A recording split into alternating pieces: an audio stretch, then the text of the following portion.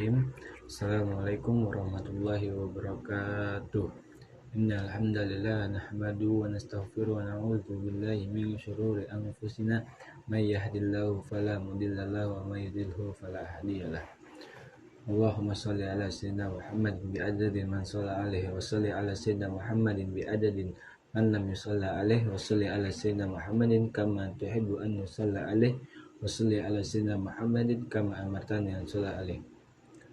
Sebelumnya saya berterima kasih kepada Ibu Siti Munawati sebagai dosen pengampu pendidikan agama Islam. Selanjutnya, sebelum saya memulai presentasi saya, izinkan saya memperkenalkan diri. Nama saya Musya'id Yajid Effendi dari kelas manajemen 1B. Pendidikan merupakan hal yang penting bagi manusia untuk menghadapi kelangsungan hidupnya hingga masa depan. Pendidikan dituntut untuk dapat mengantarkan manusia pada kehidupan yang sesungguhnya. Pendidikan yang dikenal dewasa ini tidak hanya mencakup secara umum tetapi juga spesifik pada pendidikan Islam, di mana pendidikan Islam dituntut untuk dapat mencetak generasi-generasi yang handal baik dalam ilmu pendidikan umum maupun ibadah. Ibadah terbagi menjadi dua macam, yakni ibadah bermanfaat untuk diri sendiri atau individual dan untuk orang lain atau masyarakat, yaitu ibadah sosial. Sebelum meningkatkan amalia ibadah, seseorang perlu meningkatkan keimanan dan kepercayaan akan wujud Allah dengan segala perintah dan larangannya, kepercayaan akan adanya pahala, serta keyakinan akan manfaat dan faedah dari amalia ibadah pendidikan agama Islam. Agama Islam adalah usaha sadar dan terencana untuk membimbing, mengajarkan, serta menanamkan nilai-nilai ajaran Islam kepada peserta didik agar memahami, menghayati, dan mengamalkan dalam kehidupan sehari-hari. Pendidikan agama Islam bertujuan membentuk manusia yang beriman, bertakwa kepada Allah Subhanahu wa taala, berakhlak mulia, serta mampu menjadi pribadi yang berguna bagi diri sendiri, masyarakat, bangsa, dan agama. Pengertian ibadah secara logawi atau secara etimologi dalam ensiklopedia Islam yang diterbitkan oleh Departemen Agama Republik Indonesia terdapat penjelasan bahwa secara logawi ibadah berarti mematuhi, tunduk, berdoa. Dalam Al-Quran terdapat kata ta'budu dalam artinya taat, misalnya dalam surat Yasin ayat 60, yang dimana artinya, bukankah aku telah memerintahkan kepadamu, hai Bani Adam, supaya kamu tidak menyembah setan, sesungguhnya setan musuh nyata bagi kamu. Pengertian ibadah secara istilah atau terminologi di ensiklopedia Islam tersebut masih dalam halaman yang sama menjelaskan bahwa pengertian ibadah secara istilahi adalah kepatuhan atau ketundukan kepada Zat yang memiliki puncak keagungan, Tuhan yang Maha Esa. Ibadah mencakup segala bentuk kegiatan, perbuatan, dan perkataan yang dilakukan oleh setiap mukmin atau muslim dengan tujuan untuk mencari keridhaan Allah Subhanahu wa taala. Pengertian ibadah yang lebih penting mencakup segala esensinya dirumuskan oleh para ulama sebagai berikut. Artinya, ibadah adalah suatu nama konsep yang mencakup semua perbuatan yang disukai dan diridhai Allah Subhanahu wa taala, baik berupa perkataan maupun berbentuk perbuatan, baik yang terlibat dalam kenyataan maupun yang tersembunyi dalam batin.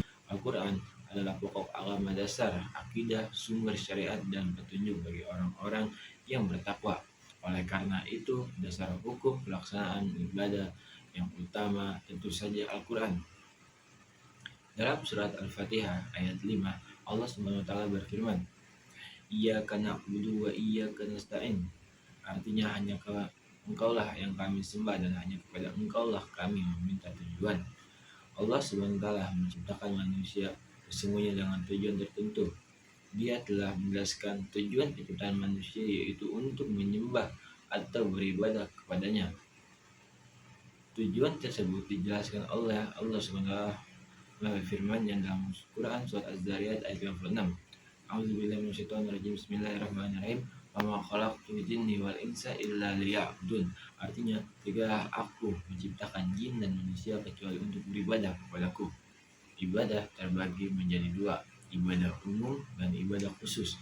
Ibadah khusus yaitu ibadah yang ketentuannya telah ditetapkan oleh nas Al-Quran atau hadis seperti sholat, puasa, haji. Ibadah yang terkategori ibadah khusus tidak menerima penambahan atau pengurangan. Yang kedua adalah ibadah umum, yaitu semua perbuatan baik atau terpuji yang dilakukan oleh manusia muslim mukmin dengan niat ibadah dan diamalkan semata-mata karena Allah.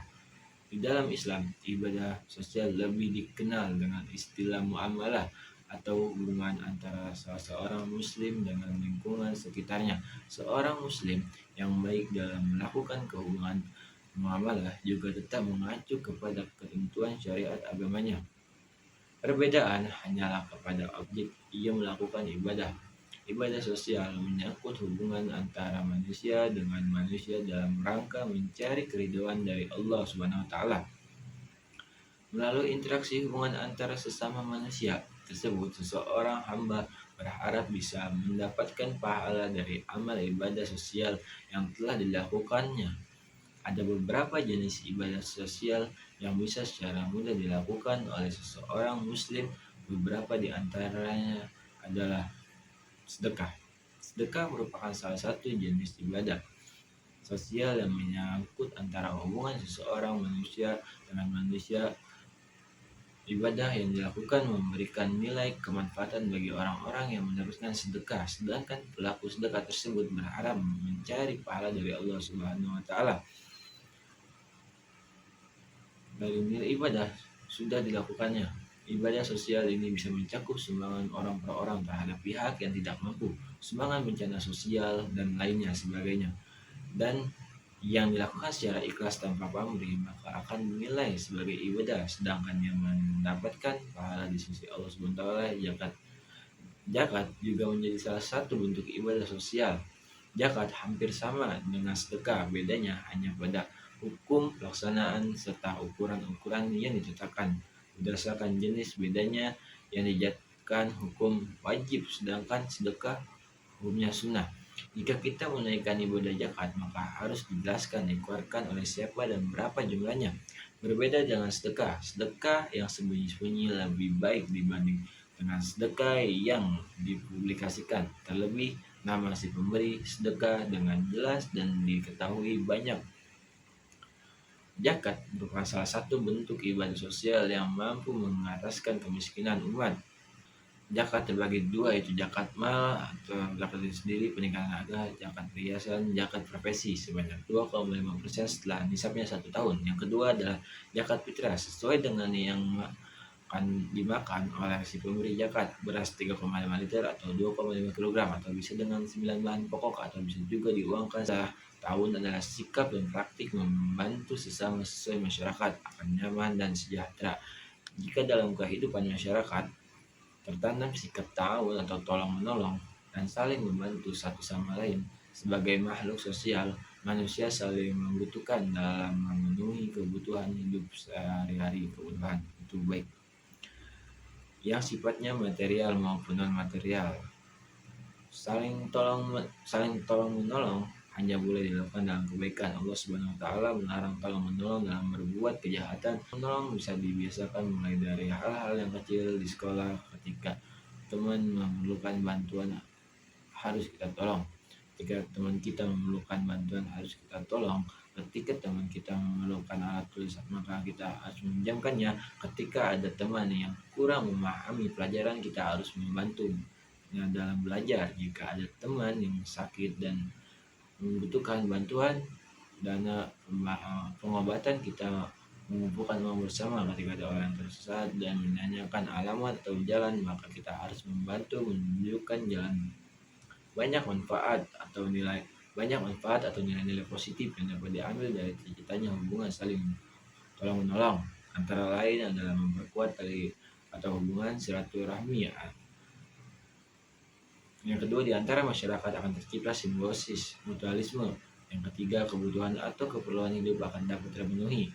Yang keempat, kesulitan hidup menjadi lebih ringan. Yang kelima, kehidupan menjadi lebih tentram dan sejahtera. Ibadah berarti mematuhi tunduk berdoa dalam Quran terdapat kata ta'budu dalam arti taat, sedangkan ibadah secara istilah adalah kepatuhan atau ketundukan kepada zat yang memiliki puncak keagungan, Tuhan yang Maha Esa. Dan Al-Quran sebagai dasar hukum utama ibadah yang diterima harus didasarkan pada ketauhidan, keikhlasan, dan sesuai dengan syariat Islam. Sumber syariat Islam yang utama adalah Al-Quran. Oleh karena itu, dasar hukum beribadah yang pertama adalah ayat-ayat Al-Quran, sedangkan tujuan menciptanya manusia yaitu untuk menyembahnya, yaitu Allah, atau beribadah kepadanya, yaitu beribadah kepada Allah. Macam-macam ibadah sosial itu ada sedekah, zakat, dan tolong menolong.